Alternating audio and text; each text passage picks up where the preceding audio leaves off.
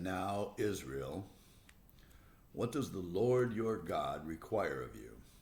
But to fear the Lord your God, to walk in all his ways, to love him, to serve the Lord your God with all your heart and with all your soul, and to keep the commandments and statutes of the Lord, which I am commanding you today for your good.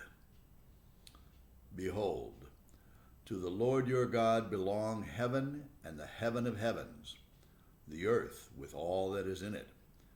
Yet the Lord set his heart in love on your fathers and chose their offspring after them, you above all peoples, as you are this day. Circumcise therefore the foreskin of your heart, and be no longer stubborn.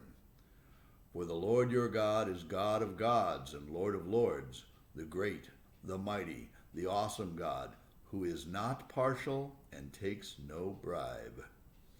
He executes justice for the fatherless and the widow, and loves the sojourner, giving him food and clothing. Love the sojourner, therefore, for you were sojourners in the land of Egypt. You shall fear the Lord your God, you shall serve him and hold fast to him, and by his name you shall swear. He is your praise. He is your God, who has done these great and terrifying things that your eyes have seen. Your fathers went down to Egypt 70 persons, and now the Lord your God has made you as numerous as the stars of heaven.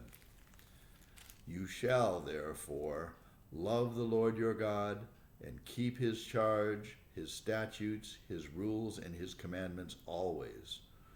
And consider today, since I am not speaking to your children who have not known or seen it, consider the discipline of the Lord your God, his greatness, his mighty hand, his outstretched arm, his signs and his deeds that he did in Egypt to Pharaoh the king of Egypt and to all his land, and what he did to the army of Egypt, to their horses and to their chariots, how he made the water of the Red Sea flow over them as they pursued after you, and how the Lord has destroyed them to this day, and what he did to you in the wilderness until you came to this place, and what he did to Dathan and Abiram, the sons of Eliab, son of Reuben, how the earth opened its mouth and swallowed them up with their households, their tents, and every living thing that followed them in the midst of all Israel. For your eyes have seen all the great works of the Lord that he did. You shall therefore keep the whole commandment that I command you today, that you may be strong, and go in and take possession of the land that you are going over to possess, and that you may live long in the land that the Lord swore to your fathers to give them and to their offspring, a land flowing with milk and honey.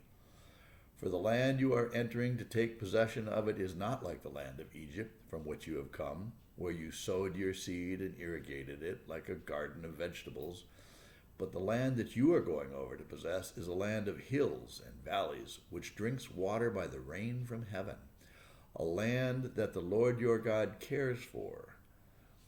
The eyes of the Lord your God are always upon it, from the beginning of the year to the end of the year. And if you will indeed obey my commandments that I command you today, to love the Lord your God, and to serve him with all your heart and with all your soul, he will give the rain for your land in its season, the early rain and the later rain, that you may gather in your grain and your wine and your oil. And he will give grass in your fields for your livestock, and you shall eat and be full. Take care lest your heart be deceived, and you turn aside and serve other gods and worship them. Then the anger of the Lord will be kindled against you, and he will shut up the heavens, so that there will be no rain, and the land will yield no fruit, and you will perish quickly off the good land that the Lord is giving you.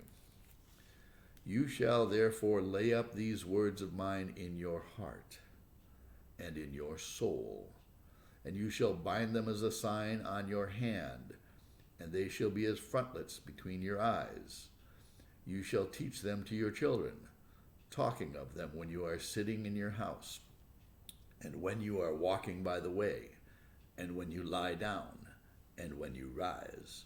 You shall write them on the doorposts of your house and on your gates, that your days and the days of your children may be multiplied in the land that the Lord swore to your fathers to give to them, so long as the heavens are above the earth.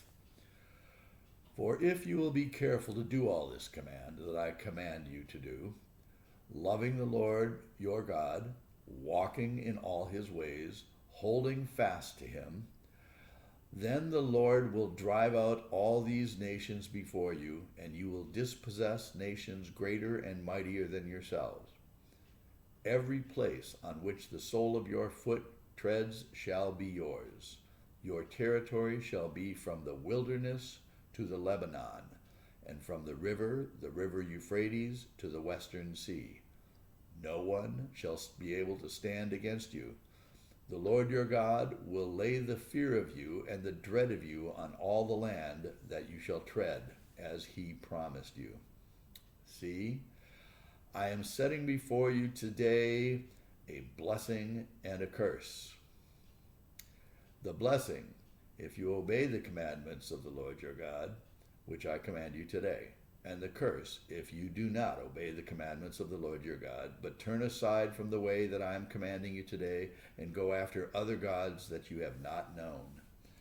And when the Lord your God brings you into the land that you are entering to take possession of it, you shall set the blessing on Mount Gerizim and the curse on Mount Ebal.